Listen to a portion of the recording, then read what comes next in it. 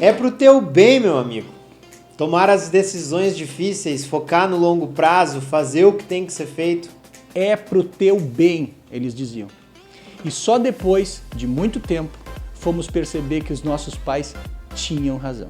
Será que tem alguma coisa que tu precisa fazer que é pro teu bem e que tu ainda não tá fazendo? Nós estamos aqui para te convencer a mudar isso. E te ajudar a conquistar, vencer, superar os obstáculos da vida. É pro teu bem. Vem com a gente que é pro teu bem. Vocês já conhecem agora os 4 pilares para construir a melhor saúde que vocês já tiveram na vida. Alimentação limpa, atividade física consistente, sono reparador e saúde mental. E saúde mental é um pilar muito importante e o qual a gente tem tido muitos desafios para fortalecer. E por isso a gente trouxe hoje o Lucas Lidke para conversar com a gente sobre ansiedade. Lucas Lidke é, além de um grande amigo, psicólogo, especialista em terapia cognitivo-comportamental, professor de graduação e pós-graduação, guitarrista afamado e vem hoje falar conosco sobre ansiedade. Um tema que a gente aborda com frequência nos nossos assuntos e que vem sempre trazido pelos pacientes como sendo um dos maiores sabotadores dos seus tratamentos. Lucas, seja muito bem-vindo, esteja entre nós e nos enriqueça com todo o seu conhecimento. Amém. Muito obrigado. Primeiro, agradecer o convite, Vicente, ao William. Para mim é um prazer muito grande estar aqui, né? Poder acompanhar vocês aí na mídia e poder estar aqui também é muito gratificante, né? Muito obrigado, então, primeiro pelo convite. Ótimo. Vamos começar com a pergunta clássica do que é ansiedade? Bom, a ansiedade, resumidamente, ela é medo de futuro, né? Então, a ansiedade, a gente vai ter uma resposta biológica, fisiológica de medo, e esse medo, geralmente ele é prospectado, então ele é medo de futuro, isso é ansiedade, né? Então, qual é a função do medo? A gente vai ter uma estabilidade autônoma, né, do nosso sistema nervoso central, então a gente tem um sistema simpático, que é o nosso sistema evolutivo de luta, fuga e esquiva, e o parasimpático é o sistema para relaxamento, né? Então isso não necessariamente depende da nossa consciência. Então a ansiedade, ela é um medo intenso sob uma ameaça real ou imaginária, tá? Então o medo, ele tem a função de nos proteger de uma ameaça real, ou seja, algo que cause dano à minha vida. A ansiedade, então, é a antecipação de uma possível ameaça, seja ela real ou imaginária. E aí o que é normal para um ser humano? Tá? É normal que a gente tenha, em média, no transcorrer da vida, 2 objetos fóbicos. O que é um objeto fóbico? É o estímulo, então, desencadeante do medo. É o estímulo que vai ligar a minha resposta de medo. Tá? E esses objetos, o medo que a gente sentiu hoje é o mesmo medo que a gente sentia do Papai Noel, o medo de rodar de ano, o medo de sofrer alguma punição dos nossos pais. E o medo, a emoção continua sendo a mesma, né? Agora, a avaliação que eu faço, a percepção que eu tenho, ela vai ser variável conforme o meu objeto fóbico atual. Então, por exemplo, quando a gente envelhece, a gente não tem mais medo de Papai Noel, mas a gente passa a ter medo de morrer. A gente passa a ter medo de ter alguma patologia, medo de não pagar uma conta, né? Então, os objetos fóbicos é que são variáveis. E a ansiedade é isso, né? É a pré-ocupação. Então, é quando eu antecipo uma possível ocupação. E acho que uma coisa importante, né, da gente pensar é que muitas vezes a gente pensa na ansiedade. Claro, a gente é da área da saúde, a gente pensa sempre na patologia, né? Mas a ansiedade, ela tem uma função positiva. Tá? Qual é? Evolutivamente falando, né, eu gosto muito da evolução das espécies, a gente pode pegar, por exemplo, um homem das cavernas, caçador-coletor, se ele tem o fogo, né? Então a nossa espécie, ela consegue manejar o fogo. E ele vê que o fogo vai acabar. O que ele pode fazer, então, se ele começa a ficar ansioso em relação ao medo de não ter mais fogo? Ele começa a estocar lenha. Então ele começa a desenvolver, de certa forma, um padrão obsessivo, né, de antecipação, essa antecipação faz com que ele consiga ter uma previsibilidade sobre o objeto fóbico, diminuindo, por sua vez, o medo. E isso é a ansiedade. Então, a ansiedade ela é funcional em muitas situações, porém, atualmente, diferente do Homem das Cavernas, a gente tem muito mais evento estressor ou estímulo estressor do que um Homem das Cavernas teria na época, né? E esse sistema biológico que a gente possui de medo, ele é feito para aquela época, não para a nossa época atual. Então, hoje a gente briga com inimigos que não existem, né? E isso é ansiedade. É a gente antecipar coisa que não necessariamente vá ocorrer, né? Então a gente pega um sistema que estava calibrado para uma configuração selvagem e a gente tira ele do cenário selvagem para um cenário onde ele é exaurido. É mais ou menos o que a gente faz com o carboidrato e a insulina. Exatamente. Né? Tem até no mestrado, onde conheci o Vicente, a gente pesquisou, participou de um projeto aqui na Unisc, que era um projeto guarda-chuva que englobava principalmente a obesidade, né? Então, a ansiedade ela tem uma relação evolutiva muito próxima da obesidade. A gente é feito para a escassez alimentar.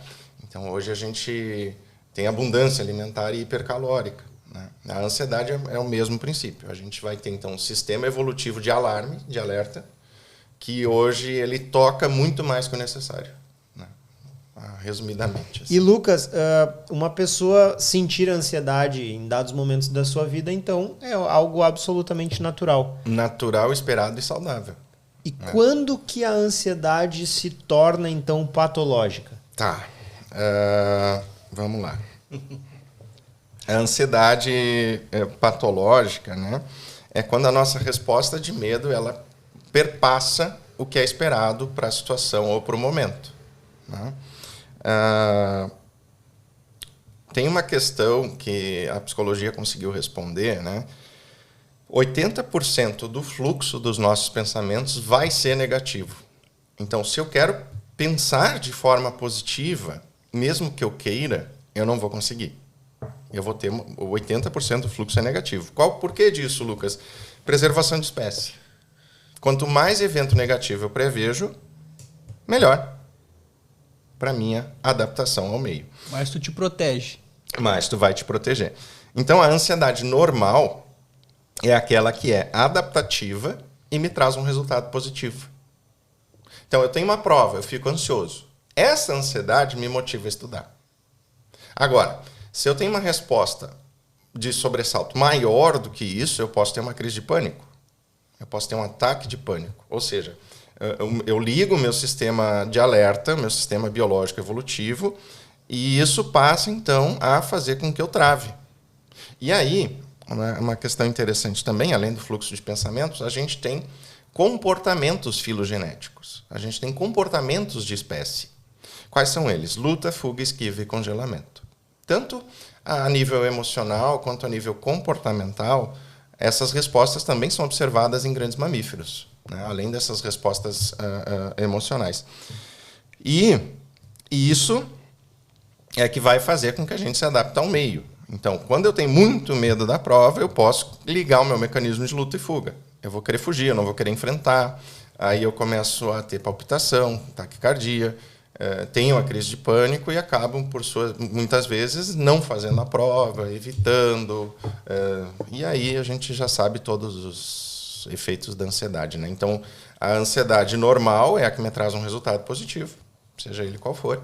E a ansiedade patológica, ela vai ser a ansiedade que faz eu ter prejuízos funcionais. É quando eu não consigo desenvolver as minhas funções de acordo com o que é esperado da minha pessoa, né? E aí, já que a gente falou de objeto fóbico, os principais transtornos de ansiedade, eles giram, e o que muda? Muda o objeto fóbico. Então, a ansiedade social, eu tenho medo de uma avaliação social. A ansiedade generalizada, eu tenho uma cadeia de preocupações. Uma preocupação leva a outra preocupação, que leva a outra preocupação.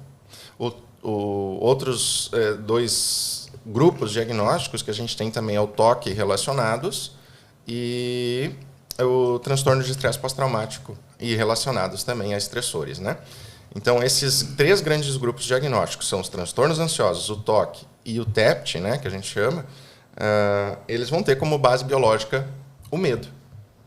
Então, quando essa resposta ela se sobressai, associada a um objeto fóbico, medo de pessoas, preocupações excessivas, medo de contaminação, medo de dar errado, tu consegue, então, classificar o medo através da anormalidade que vai estar se apresentando, né, em relação a qual objeto que isso está se destinando. Então, tu estavas nos dizendo que todo ser humano possui um certo grau de ansiedade. Ela pode ser normal, patológica, mas que me traz a ideia do seguinte: existem pessoas que geneticamente já são pré-determinadas a terem níveis de ansiedade maiores do que outras, ou são experiências ao longo da vida dessas pessoas que vão determinar momentos de maior ansiedade ou que essa ansiedade venha a se tornar patológica? Tá, excelente pergunta. Essa tua pergunta fez eu estudar bastante ontem. A gente pode... Eu gosto muito, Vicente, do 50-50, 50-50, né? 50 genético e 50 ambiente. Eu peguei um dado do DSM-5, né? Agora a gente já está com o 5TR, que é o novo. 61% de herdabilidade para agorafobia. 61%. Porém, a gente pega outros transtornos, essa herdabilidade não é tão grande, né? O que a grande maioria dos estudos traz? 30% a 40% genético e 60% a 70% ambiente. Eu, particularmente, repito, né, eu gosto dos 50-50. Então, vamos fazer uma mediana aí, vai ser metade genética e metade ambiental. Então, a gente tem, sim, uma propensão genética à resposta de medo, né? Tem um artigo, depois quem quiser pode procurar, né? Traumas podem ser herdados. Esse artigo mostra que sim, que a gente tem uma herdabilidade traumática, vamos assim supor. Porém, isso não perpassa ao DNA. Isso fica no RNA transmissor. E aí a gente entra em epigenia, né? Uma questão de epigenética. Então, se o meu avô passou por um trauma, seja ele qual for, isso vai passar para o meu pai e, por sua vez, para mim. Então, é como se o meu aparato biológico evolutivo se preparasse para as futuras gerações. Ficasse um back-end, né? Ficasse um alerta prévio já em relação a esse estímulo. Então, se o meu pai passa pelo mesmo evento estressor, aumenta mais ainda essa minha questão de herdabilidade. Tá? E aí, como fator ambiental, a gente vai ter fator ambiental desencadeante de ansiedade, principalmente a insegurança, né? Então, qual é o principal fator de insônia, por exemplo? Insegurança, né? O paciente ele não se sente seguro para dormir. Seja o fator que for, né? Seja questões médicas, ambientais. Mas se a gente for pegar o Brasil, por exemplo, insegurança política, insegurança econômica, insegurança social, tu não te sente seguro de deixar teu filho sair à rua à noite, tu tem medo de deixar teu carro na rua porque pode ser furtado. Então, todos esses fatores ambientais aumentam a predisposição que tu vai ter na tua carga herdada, adquirida ou evolutiva, né? O que é importante a gente pensar também, tá? Eu pensando nisso, e já que falamos de obesidade, eu vejo isso muito próximo da obesidade atualmente, tá? A gente tem uma programação genética, mas o que desencadeia a obesidade? É muito mais fator ambiental do que genético. Mas existem os dois e sempre vão existir. Mas sim, existem pessoas que vão ter uma propensão genética muito maior do que quem não tem. Tem um estudo muito bom, antigo, porém muito bom, de 87, que eles compararam 33 pares de gêmeos com toque, né? Esse estudo ele conseguiu um nível de concordância de 97,7% para gêmeos monozigóticos, né? Ou seja, o mesmo DNA, e comparado aos dizigóticos, tinham 40 e poucos, quase 50% de concordância. Ou seja, se eu tenho toque e tiver 2 filhos, com certeza um deles vai ter toque também, né? Então, sim, a gente pode, a partir desses estudos, dizer que sim, existe um forte fator genético e também um forte fator ambiental, né? Uma coisa que se pode inferir a respeito disso que tu falou, Lucas, é que a maioria das doenças elas serão poligênicas, ou seja, a genética não vai ser determinante, como é numa doença monogênica. E aí eu me lembrei, ouvindo a tua fala, de uma frase do Mark Sisson, que é o autor do livro Primal Blueprint, tá ali, que é um livro que fala justamente dessa nosso resgate à nossa ancestralidade e tudo mais. E a frase dele é a seguinte, a genética coloca os projéteis no revólver, carrega o revólver, mas o ambiente puxa o gatilho, né? E eu acho que para as doenças psiquiátricas, para a grande maioria delas, essa é uma verdade absoluta também, né? Agora, o que a gente observa é que se fala mais sobre ansiedade. E a gente encontra mais pessoas se queixando de estarem ansiosas. Então,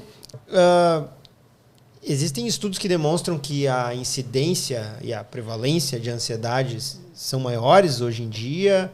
Existe uma explicação. O mundo está ficando mais ansioso de forma geral? Ou é a gente simplesmente que aprendeu a fazer esse diagnóstico de forma mais acurada? Não, William.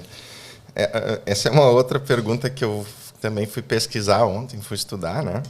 Como um bom aluno, deixei para o último dia os temas de casa. Eu achei alguns dados, né? 30% da população vai experimentar algum sintoma de ansiedade no transcorrer da vida. A estimativa média do norte-americano é 18% da população. E tem algumas questões, né? O primeiro cara a falar sobre ansiedade é o Freud. Em 1985, ele chama isso de neurose de angústia. Em 1980, olha a distância que a gente está tendo, né? A gente começa a ter as primeiras classificações diagnósticas do DSM-3, né? Então, a gente pode ter dados mais fidedignos, eu acredito que nas últimas décadas, tá? Porque é difícil a gente fazer um comparativo do início do século passado com agora, tá? Mas eu achei um estudo que diz o quê? Que de 1950 para cá aumentou em 20% os quadros de ansiedade. Também achei outro estudo que faz uma avaliação epidemiológica de ansiedade de 1998 para 2018. O que esse estudo trouxe para a gente?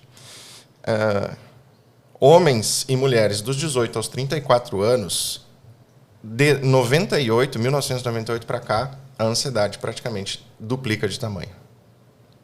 Tá? Mas o que se observa? O que esses estudos trazem também? Que os sintomas, eles são praticamente os mesmos de quando começam os principais registros, que é lá pela década de 1950. Tá? Então, sim, nossa população está mais ansiosa. E eu acho que está quase empatando já com o quadro depressivo, né? Que a depressão, ela sempre se manteve muito... Eu acho que no Brasil o principal caso de afastamento no trabalho é a depressão, né?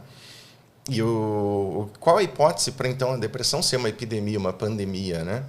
É que a tristeza, ela tem a função de fazer a gente aceitar fatos e aumentar o nosso fluxo cerebral para a solução de problemas. Fluxo de sangue, né, a nível cerebral. Então, na verdade, quando a gente não consegue achar a solução, não consegue perceber uma solução, a gente ativa não o medo, por sua vez a tristeza. Então, quando eu não vejo solução, eu intensifico a tristeza. Então, a epidemia de depressão, ela é uma tentativa evolutiva de adaptação. E aí ela vai estar concomitantemente associada à ansiedade. Então, é muito comum em consultório comorbidade. Depressão, ansiedade, depressão. É muito incidente, né? E o Brasil, nós temos uma coisa que nós somos primeiro no mundo, que é em transtorno de ansiedade, né? A estimativa é de 18 milhões de brasileiros sofrem com algum transtorno de ansiedade. Tá? Eu partindo desse dado, eu fiquei pensando, né? E comparando com... Isso equivale a 9% da população. Tá? O que é normal e esperado? De 5 a 7. Então, o brasileiro, ele é mais ansioso. E aí, acredito que é por causa desses fatores sociais, né? Insegurança pública, insegurança econômica. O brasileiro, então, ele vai fazer um financiamento da Minha Casa Minha Vida, ele vai pagar isso em 30 anos. como que ele vai relaxar sabendo que ele tem parcela para 30 anos? Ele vai ter uma dificuldade muito grande nisso, né? E mais os demais fatores sociais também. Cria-se um ambiente ansiogênico. Totalmente ansiogênico, né? Comparado com outros países, né? Porém, William, tem uma coisa interessante. O Brasil é um país em desenvolvimento. A gente pega alguns outros países mega desenvolvidos, ou países de primeiro mundo, o índice de suicídio é muito maior que aqui. O índice de suicídio no Brasil é baixo, apesar de ser alto, comparado com outros países. O Rio Grande do Sul tem índice de suicídio muito próximos à Europa. Claro, existe um fator social, colonizador, né, de aspectos culturais aí. E sim, a cultura também afeta muito a questão do desenvolvimento emocional, né? Enfim, epidemiologicamente falando, o Brasil é o país mais ansioso do mundo, né? E falando então, já que nós somos o primeiro lugar do mundo em ansiedade, quais são os danos que essa ansiedade traz ao indivíduo? Tá. A gente falando assim diretamente de aspecto fisiológico, né, Vicente, a gente pode falar aqueles sintomas clássicos de ansiedade: boca seca, sudorese, suor excessivo, tremores. Daí tu tem a síndrome da perna inquieta, a síndrome do... Enfim, aí eu deixo para vocês que são médicos as síndromes aí. Problema digestivo, ânsia de vômito, etc, etc, etc. Esses são sintomas fisiológicos desencadeados pelo medo exacerbado. Mas, para mim, assim, o principal é funcionalidade, é função.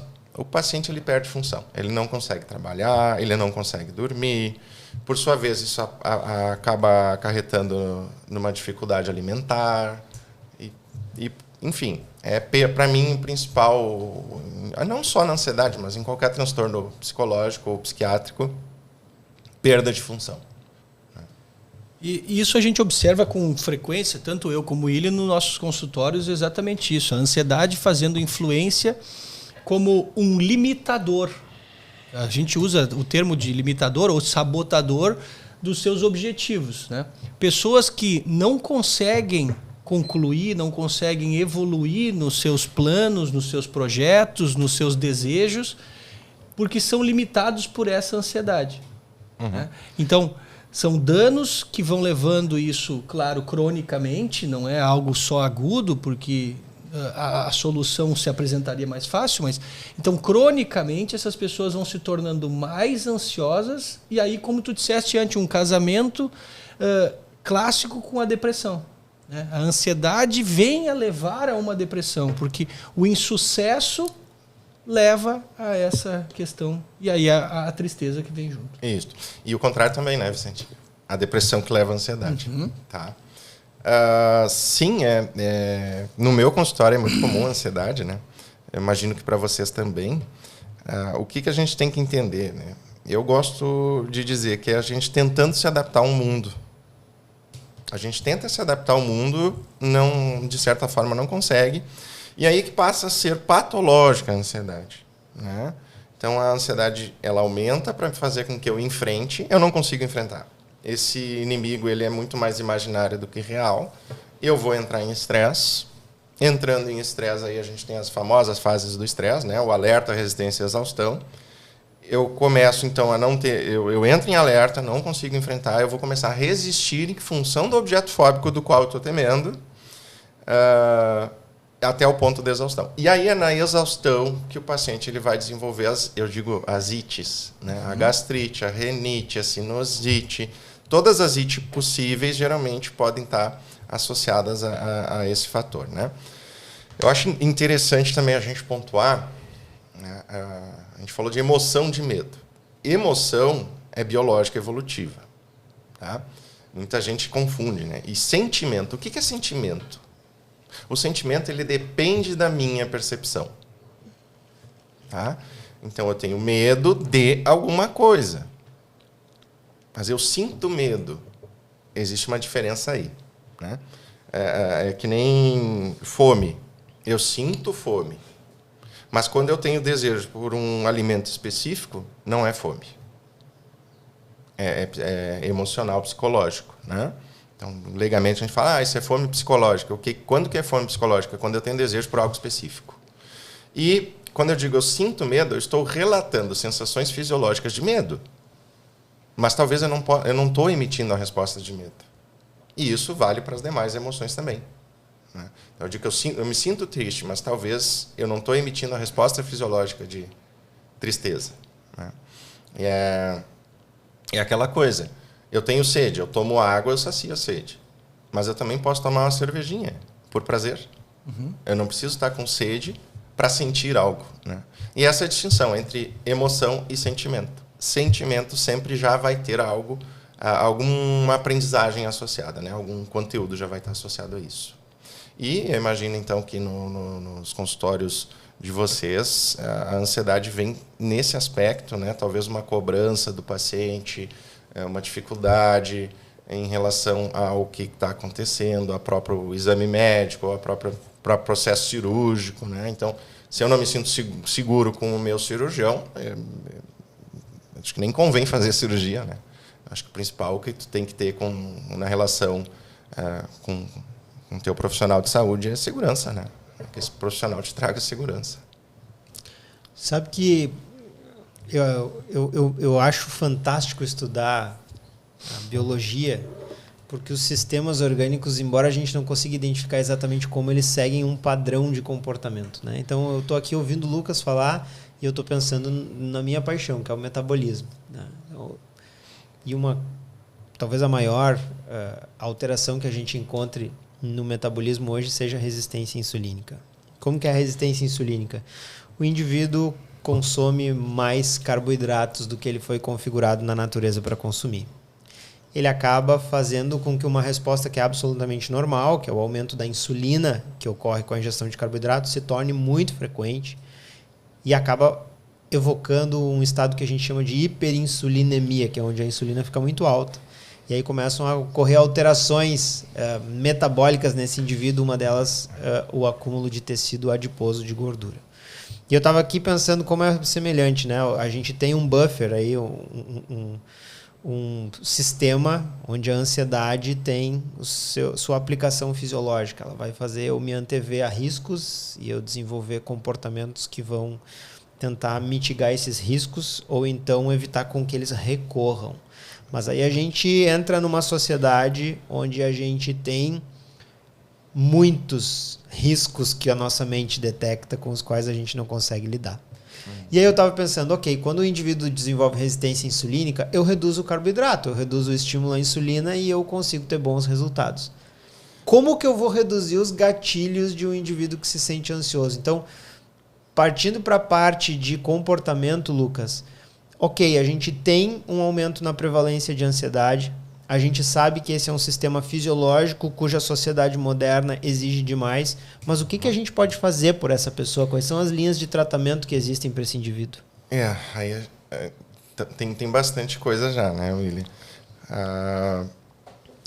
Tu falou agora e eu fiquei pensando, né, o fator desencadeador. Então, de certa forma, são tentativas de buscar segurança, né? O que acontece muitas vezes? Com criança a gente faz assim, né? Criança que tem algum problema de ansiedade. O medo é real ou é imaginário? Tá? Aí a criança começa a perceber quando que ela realmente precisa do medo e quando que ela não precisa. E aí entram com os nossos pacientes adultos, que é o que eu tinha dito antes, ali do objeto fóbico. Então, o medo é o mesmo. Muda o objeto, muda o conteúdo, né? E aí? O que a gente pode fazer? Quais são os modelos terapêuticos existentes? A gente tem diferentes modelos, tá? Então, a terapia cognitivo-comportamental, eu vejo como a psicologia pautada na evidência. Assim como tem a medicina pautada na evidência, a odontologia, a psicologia também já está aí pautada na evidência, tá? E essa preocupação com o resultado, com o que fazer com o paciente, para mim, surge com a psicologia cognitivo-comportamental, aonde tem um estudo clássico de 1952 do Eysenck, que é sobre... o que o Eysenck pesquisa? Né? Ele pesquisou que fazer ou não fazer terapia na década de 50 não tinha diferença. Não fazia alteração. Tu ia entrar num processo terapêutico ou não entrar. A partir desse estudo também surge o estudo clássico do Aaron Beck, que é considerado o fundador da psicologia cognitiva. Com 20 pacientes depressivos, ele consegue estipular um plano de tratamento com início, meio e fim. Também temos concomitante a essas pesquisas o Albert Ellis, que é um autor que eu gosto muito, que eles envolvem a terapia racional, emotivo comportamental, também trazendo resultados positivos de eficácia e resultado terapêutico, né? Isso é uma distância muito pequena, né? Até 2023. Mas, nessa distância, a gente tem vários e vários estudos trazendo resultado, trazendo método, protocolo. Hoje em dia, em 2023, a terapia não é mais aquela coisa de sentar, ficar falando e não tem fim. Não. Hoje, a terapia ela tem início, meio e fim. Estabelece-se diagnósticos, estabelece plano de tratamento e, obviamente, o prognóstico, né? Então, hoje a gente tem diferentes tipos terapêuticos que dão mais resultados para diferentes transtornos. Então, eu chamo isso de terapia modular. Então, a gente tem modos terapêuticos. Por exemplo, para a ansiedade, atualmente a gente tem a terapia de aceitação e compromisso, que é uma forma da gente se conectar mais ao momento presente. A gente tem a terapia de mindfulness, que seria a terapia de atenção plena. A gente tem terapia de autocompaixão, que é a gente aprender a se amar mais, né? Isso para a atualidade. Por que emergem modos terapêuticos assim, mais voltados à parte emocional? Muito relacionado também ao aumento da ansiedade a nível mundial. Mas, claro, a gente vai ter os tratamentos tradicionais, reestruturação cognitiva, tratamento cognitivo do próprio Aaron Beck. Então, como tratar uma ansiedade atualmente, né? A gente vai ter diferentes modelos. Então, a gente tem que modular o paciente e ver qual modelo terapêutico vai ser mais eficaz para esse paciente. E é isso que a gente faz atualmente, né? Então, a psicologia ela passa por 3 ondas principais, que é comportamentalismo, cognitivismo e agora as terapias de regulação emocional. Então, a gente vai ver dentro desses 100 anos de psicologia o que é mais eficaz para o paciente. Porque ele não vai chegar no consultório e vai dizer, eu tenho transtorno de pânico, então vamos entrar com um protocolo para pânico, que é 9 sessões. A gente vai fazer uma educação do paciente, vai fazer manejo respiratório, entrar com técnica de relaxamento, vai reestruturar as distorções que estiverem ali em relação à realidade. Beleza, 9 sessões está curado. Não, o paciente ele vai vir com pânico, com problema com a mulher, problema no trabalho, e etc, etc. Então, a gente tem que ver o que é mais crônico para o paciente naquele momento e entrar com a terapia que vai ser mais eficaz para esse quadro, né? E aí é essa infinidade de modelos terapêuticos que a gente tem. Tratar o indivíduo e não a doença, né? Exatamente. Tratar o indivíduo já através do que a gente tem para especificar. Ou seja, tu cria um tratamento personalizado para o paciente, né? Que atualmente a gente chama de terapia modular, ou, dando outro nome, que é terapia pautada em processos. Ou seja, vamos ver quais são os processos psíquicos que estão afetando mais o meu paciente, aí a gente entra com um modelo mais pertinente para esse processo, né? Dessa maneira como tu está colocando, algumas coisas me vêm como novo questionamento, que é o seguinte. Eu sempre pensei que a pessoa que tem ansiedade, que foi diagnosticada com ansiedade, portanto, ela não obterá uma cura para isso. Eu sempre tive essa ideia de que o cara que tem ansiedade é que nem um hipertenso, ele é crônico, ele sabe disso, daqui para frente ele vai ter que se adaptar a isso e tratar-se ao longo de toda a sua vida para que melhore as suas condições ou até evite que tenha novos quadros.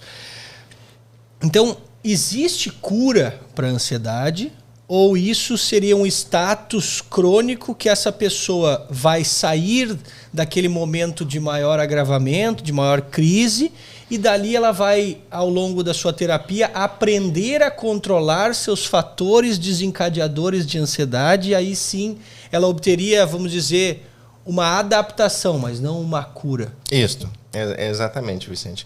Acho que eu posso voltar um pouquinho? Sempre. Acho que respondendo também a tua pergunta, William, antes ali eu falei mais dos modelos psicológicos, né? Mas formas da gente prevenir e tratar, eu costumo dizer que é o clichê de saúde, né? Alimentação saudável, exercício, sono de qualidade, identificar quando está começando a hiperventilar, né? Quando o paciente começa a ativar o medo ou a ansiedade. E eu costumo dizer também evitar estímulo estressor. Eu acho que uma das coisas atuais é a mídia social, né? É tu usar a mídia a teu favor. Então, se eu estou me estressando com algo na mídia, ainda fico ali, revendo, sofrendo com aquilo, isso vai aumentar meu quadro de ansiedade, né? Então, eu vou dizer assim, que a momentaneidade atual, ou a necessidade de rapidez atual, faz com que a gente se desconecte totalmente da realidade. Então, como eu posso prevenir a ansiedade? Me conectando com a realidade.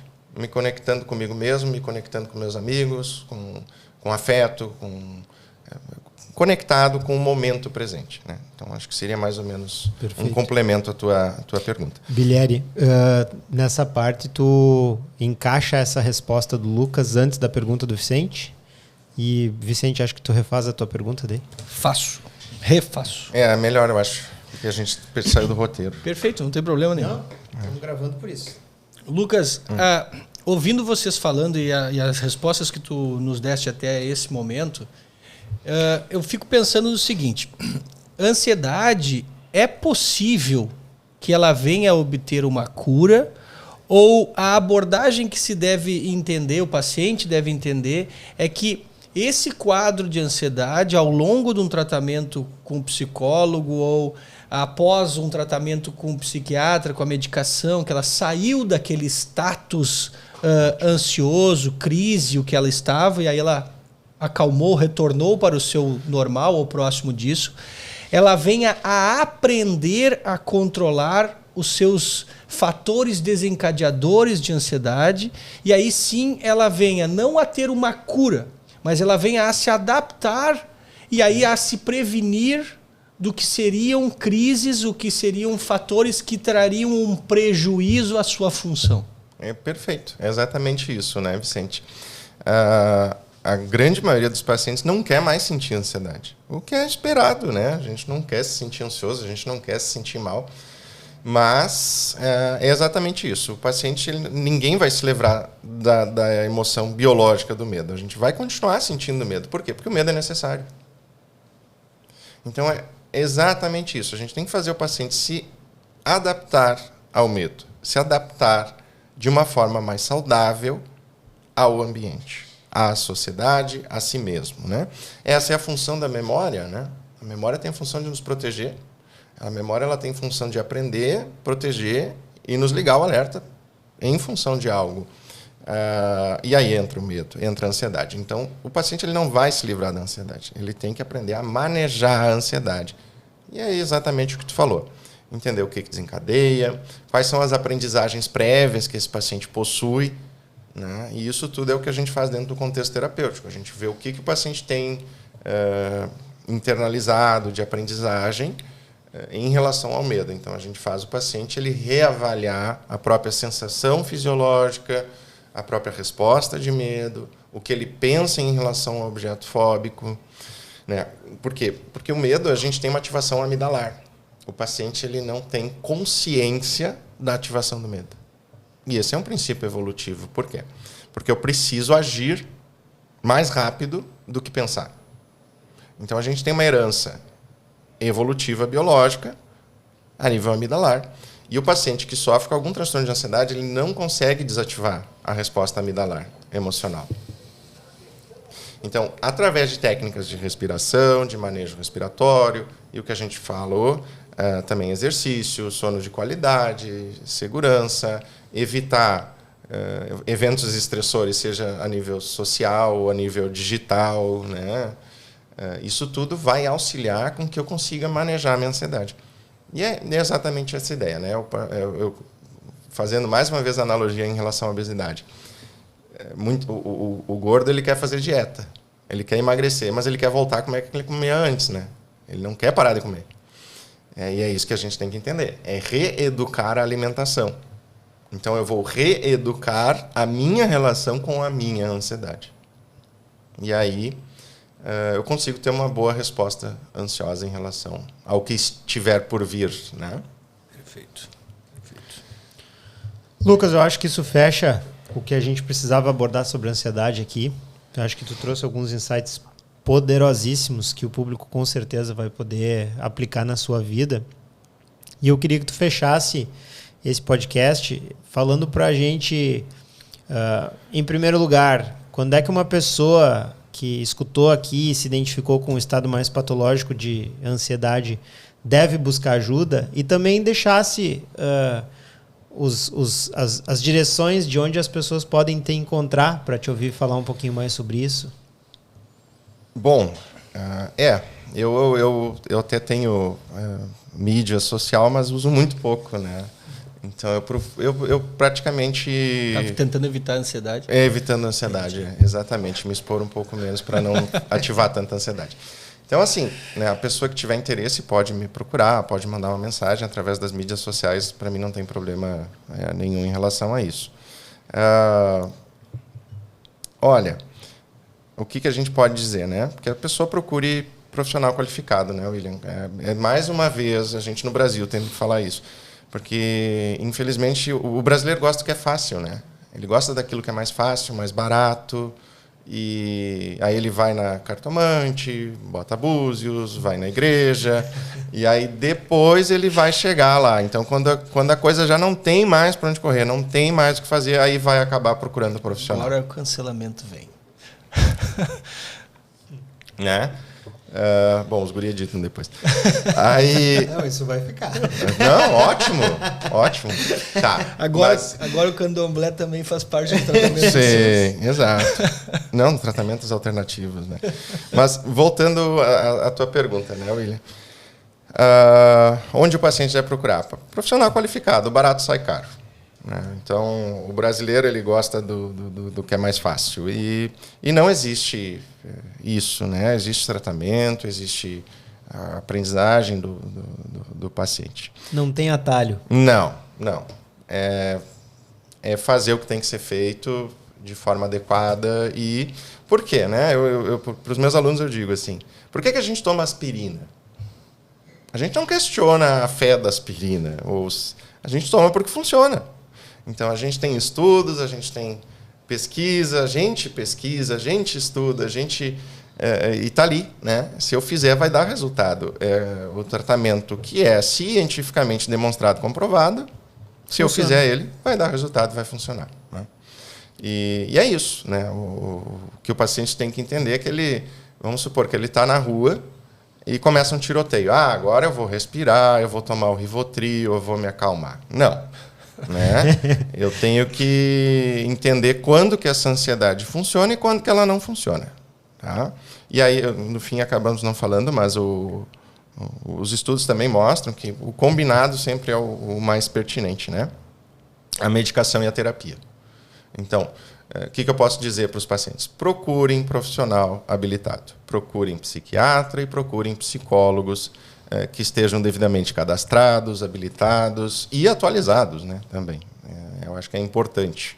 Né? O paciente está sempre em busca de um profissional qualificado. O barato sai caro. Né?